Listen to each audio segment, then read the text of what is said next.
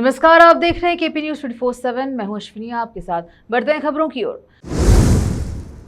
मेरी आवाज सुनो की महिला विंग ने पूर्व मंत्री बीजर जमीर अहमद खान और कल्याण कर्नाटक से पूर्व मंत्री रहीम खान को मंत्री पद देने की मांग की। ईश्वर खंडे सागर खंडे लगातार कोशिशों का नतीजा, बीदर जिले के किसानों को 246 करोड़ रुपए मिले, सबसे ज्यादा फसल बीमा मुआवजा। कर्नाटक के पूर्व मुख्यमंत्री सिद्धरामैया ने आरोप लगाया है कि भाजपा ने मीनाक्षी नटराजन के राज्यसभा नामांकन को खारिज करने के लिए चुनाव तंत्र का इस्तेमाल किया। बीवाईबी ने देवेगौड़ा के लिए मगरमच्छ के आंसू बहाने पर कांग्रेस को करारा जवाब दिया। एफएनएएमसी कार्यालय को बम की धमकी, आरएसएस कार्यालय और सीएम कार्यालय पर बम से हमला। पीएम मोदी के लिए प्रार्थना, पीयूष गोयल ने की हनुमान मंदिर में पूजा। फिलिस्तीनी दूत ने भारत और फिलिस्तीन के बीच लंबे समय से चले आ रहे ऐतिहासिक संबंधों पर प्रकाश डाला। जम्मू कश्मीर में घातक कार्रवाई से आक्रोश, संयुक्त राष्ट्र के हस्तक्षेप की मांग।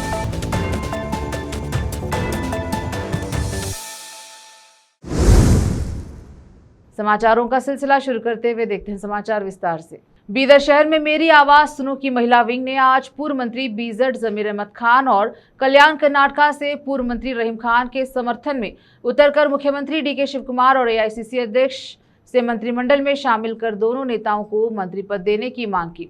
आज शहर के हाईटेक कंप्यूटर सेंटर में पत्रकारों से बात करते हुए अपनी मांग रखी और नेताओं के समर्थन में नारे लगाए। इस अवसर पर मोहम्मद नवीद अहमद सहित सेंटर के अन्य कर्मी आदि मौजूद रहे। संवाददाता की रिपोर्ट। ग्रामीण विकास और पंचायत राज मंत्री ईश्वर खंडे और सांसद सागर खंडे की कोशिशों का नतीजा यह हुआ कि जिले के उन किसानों को जिनकी 2025 के मानसून सीजन में फसल का नुकसान हुआ था, 246.9 करोड़ रुपए मिले। सबसे ज्यादा फसल बीमा मुआवजा जिले में कुल 2,02,051 किसानों ने फसल बीमा के लिए रजिस्टर किया है और 1,21,077 हेक्टेयर एरिया को बीमा कवर किया गया है। मानसून सीजन में 2,24,690.25 क्लेम मिले और इंश्योरेंस कंपनी जिसने 11,052 क्लेम निपटाए हैं, पहले ही 110 करोड़ रुपए का क्लेम का पैसा दे चुकी है। इसके अलावा 13,638.21 करोड़ रुपए का क्लेम अलग अलग स्टेज पर पेंडिंग था। किसानों को यह बकाया जल्द देने के लिए ईश्वर खंडे और सागर खंडे की कंपनी के साथ लगातार मीटिंग के बाद जिले के जिन किसानों ने तोगरी, सोयाबीन, उड़द, नीम और दूसरी फसलें बोई थी और प्राकृतिक आपदाओं से नुकसान हुआ था, उनके लिए बीमा मुआवजा जमा करने का प्रोसेस शुरू हो गया है। बाकी 85 करोड़ रुपए भी जल्द ही जारी किए जाएंगे। विशेष संवाददाता की रिपोर्ट। रोकते हैं समाचारों का सिलसिला, लेते हैं छोटा सा ब्रेक।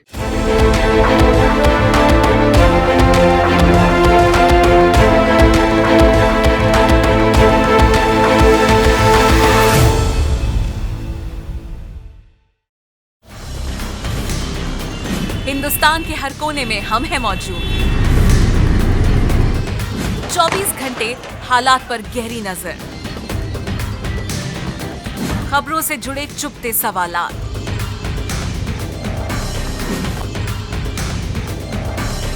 और आपको दिखाता है धार्मिक, सामाजिक, राजनीतिक,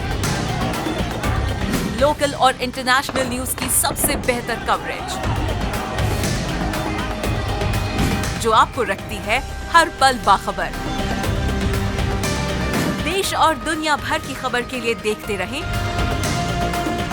केपी न्यूज 24/7।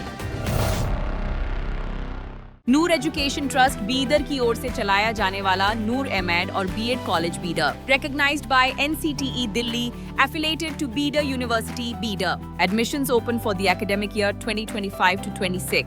विशेषज्ञ और सक्षम शिक्षकों द्वारा शिक्षा प्राप्त करने के लिए नूर एमएड और बीएड कॉलेज बीदर में दाखिला लें और शांत वातावरण में उच्च स्तरीय शिक्षा प्राप्त करें।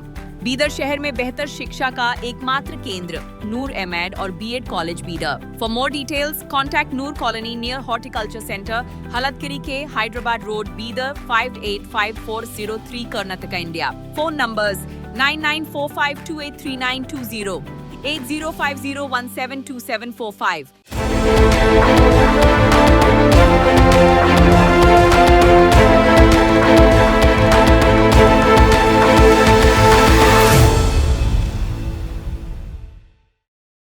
ब्रेक के बाद स्वागत है आपका। देखते हैं समाचार देश के।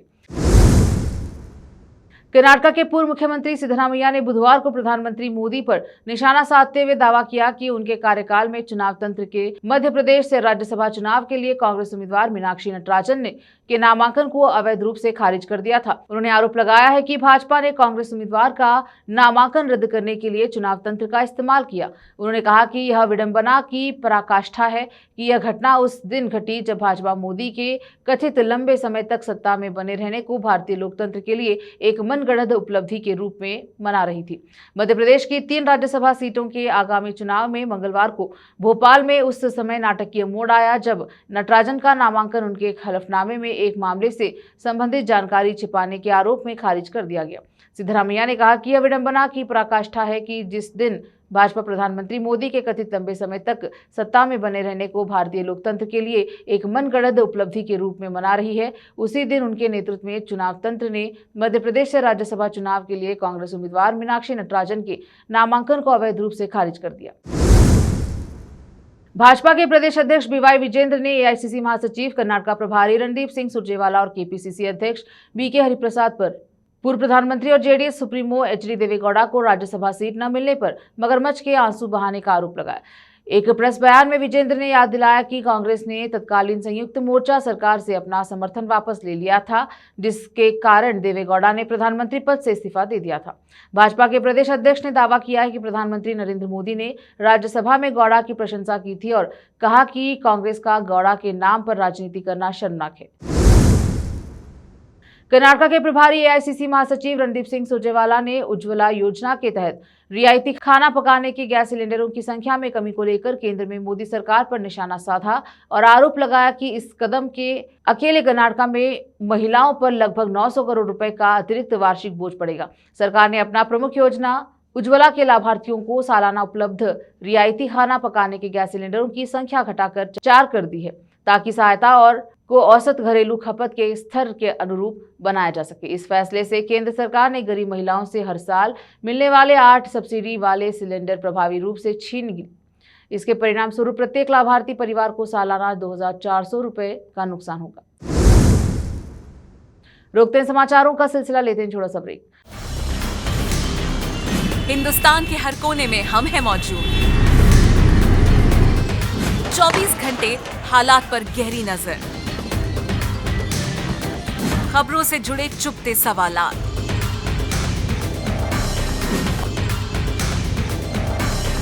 और आपको दिखाता है धार्मिक, सामाजिक, राजनीतिक, लोकल और इंटरनेशनल न्यूज की सबसे बेहतर कवरेज, जो आपको रखती है हर पल बाखबर। देश और दुनिया भर की खबर के लिए देखते रहें केपी न्यूज 24/7। ब्रेक के बाद स्वागत है आपका। देखते हैं समाचार देश के। पाइथन से बड़ी खबर सामने आ रही है। एएमसी ऑफिस पर बम से हमला करने के बाद खतरनाक मीटिंग के बाद पूरा भवन खाली करा लिया गया। पुलिस और फायर ब्रिगेड के अभिलेखों में शामिल है। सुरक्षा उपकरण पूरे परिसर की पाइपलाइन ले रही है। औद्योगिक अधिकारियों द्वारा स्थिति पर नजर रखी जा रही है। केंद्रीय मंत्री पीयूष गोयल और एनडीएमसी के उपाध्यक्ष कुलजीत सिंह चहल ने प्रधानमंत्री मोदी के नेतृत्व वाली केंद्र सरकार के 12 साल पूरे होने और उनके भारत के सबसे लंबे समय तक लगातार सेवा करने वाले प्रधानमंत्री बनने के उपलक्ष्य में विशेष पूजा और आरती की। केंद्रीय मंत्री पीयूष गोयल ने कहा कि आज हम सभी के लिए बहुत गर्व की बात है कि प्रधानमंत्री मोदी के कुशल नेतृत्व में भारत नई ऊंचाइयों को छू रहा है। मुझे पूरा विश्वास है कि देश और दुनिया में उनकी लोकप्रियता अधिक बढ़ेगी। दिल्ली स्थित तमिलनाडु भवन में सीएम विजय का स्वागत, गार्ड ऑफ ऑनर दिया गया। देखते रहिए केपी न्यूज 24/7। फिलहाल वक्त एक छोटे से ब्रेक का, जल्द लौटेंगे ब्रेक के बाद। हिंदुस्तान के हर कोने में हम हैं मौजूद। 24 घंटे हालात पर गहरी नजर, खबरों से जुड़े चुपते सवालात,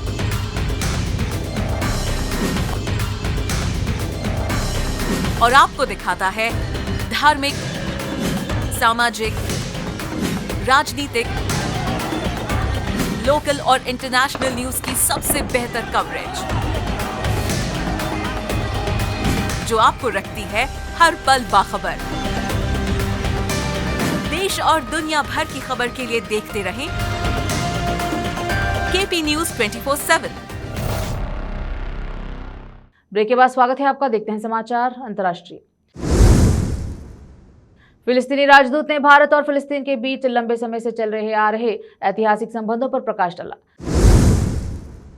रावलकोट में सरकार विरोधी प्रदर्शनों के दौरान सुरक्षा बलों द्वारा कथित तौर पर गोलीबारी करने के बाद हिंसक झड़पें हुई, जिसमें प्रदर्शनकारियों और पुलिसकर्मियों सहित कई लोग मारे गए। यह शांति जनता की अधूरी मांगों और क्षेत्रीय चुनाव से पहले आरक्षित 12 विधानसभा सीटों पर विवाद के कारण उत्पन्न हुए बढ़ते आक्रोश से उपजी है। अत्याधिक बल प्रयोग और मानवाधिकार उल्लंघन के आरोपों के बीच पीओजेके के प्रमुख मानवाधिकार कार्यकर्ता डॉक्टर अमजद अयूब मिर्जा ने संयुक्त राष्ट्र से तत्काल अंतर्राष्ट्रीय हस्तक्षेप की अपील करते हुए चेतावनी दी है कि स्थिति तेजी से बिगड़ रही है। कश्मीरी प्रवासी मानवाधिकार कार्यकर्ता और समुदाय के प्रतिनिधियों ने ब्रैडफोर्ड स्थित पाकिस्तानी वाणिज्य दूतावास के बाहर पीओजेके की स्थिति की ओर अंतर्राष्ट्रीय ध्यान आकर्षित करने के लिए प्रदर्शन किया, जबकि यूरोप के अन्य हिस्सों में भी इसी तरह के प्रदर्शन हुए हैं। ये घातक झड़पें 9 जून को निर्धारित क्षेत्रीय हड़ताल से ठीक एक दिन पहले हुई, जिसका आह्वान प्रदर्शन समूहों ने लंबे समय से लंबित जनता की मांगों की पूर्ति और हिंसा के लिए जवाबदेही की मांग करते हुए किया था।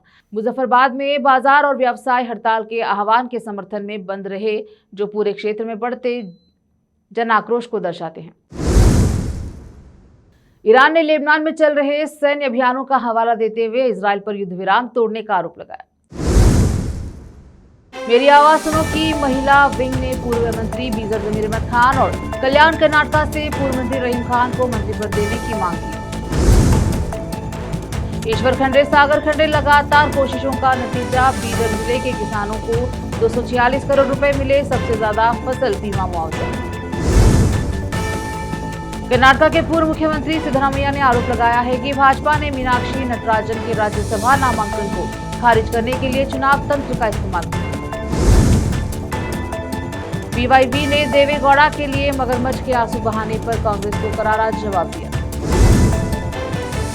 एफएनएएमसी कार्यालय को बम की धमकी, आरएसएस कार्यालय और सीएम कार्यालय पर बम से हमला। पीएम मोदी के लिए प्रार्थना, पीयूष गोयल ने की हनुमान मंदिर में पूजा। फिलिस्तीनी दूत ने भारत और फिलिस्तीन के बीच लंबे समय से चले आ रहे ऐतिहासिक संबंधों पर प्रकाश डाला। जम्मू कश्मीर में घातक कार्रवाई से आक्रोश, संयुक्त राष्ट्र के हस्तक्षेप की मांग।